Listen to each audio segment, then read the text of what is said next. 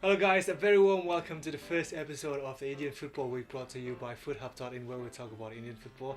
And in our first episode we're going to be doing a little preview on the two second leg semi-finals of the Indian Super League happening over the weekend.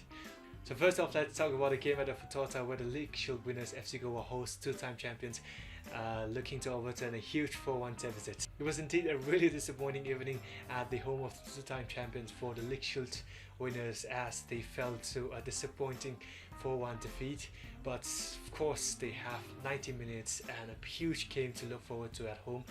And as we head into that game, here are three things that we can look forward to from that match. Number one, it's really going to be about the key battles in midfield between these two teams. So in every occasion where these two sides have met, there's always been a small, battle in midfield between Chennai's Rafael Crivellaro and FC Goa's Ahmed Jahu. And in the last game at the home of the two-time champions, it was Chennai's Crivellaro who came up on top with 2 assists, and Jahu will be desperate to get one over Crivellaro at the return leg at the Fatota, and his impact on the game will have a huge telling in if Goa can pull off a major upset against Chennai FC. Another key battle will be between Anirudh Thapa and Hugo Bumu. That is, if Bumu does start. Bumu was a huge miss for FC Goa last week, and if his start is gonna be, really important on how Goa plays, and he's gonna be bringing that spark, bringing that injection of pace and precision and power and creativity in midfield for FC Goa.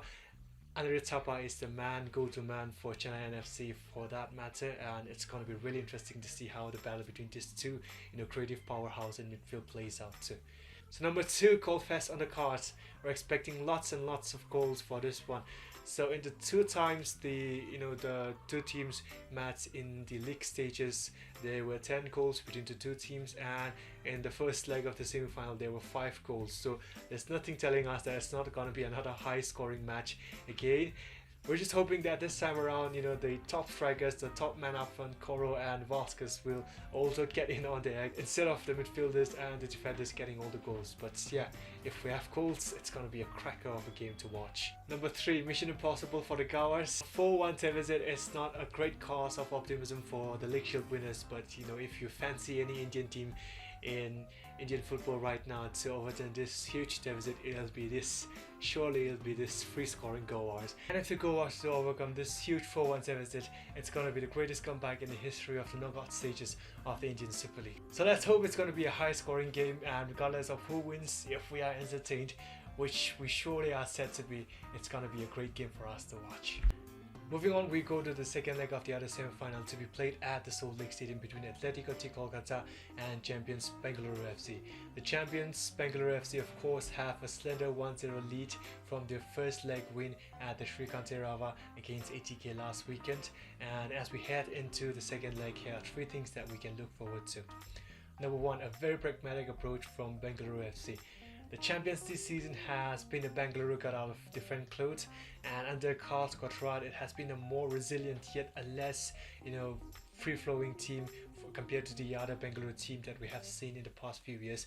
And in the first leg against ATK last weekend, it was yet another resilient performance from the champions, and they got the odd goal through a very well worked second phase of the set piece. So the Bengaluru this team are a team that really depends on set pieces and counter attacks, and this is something we expect Gaurs to deploy in the second leg at the Salt Lake Stadium as well. Number 2, ATK will be firing all cylinders for this one.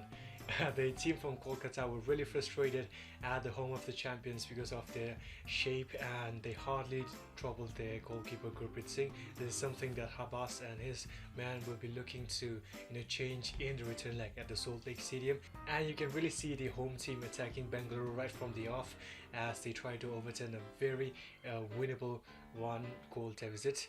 The only thing that Antonio Habas maybe has to be wary about is the eagerness to score might leave them exposed at the back, and we know that Bengaluru are a team that are really good on the counter, and they are also a team that can make a chance out of nothing, so they have to be wary of that.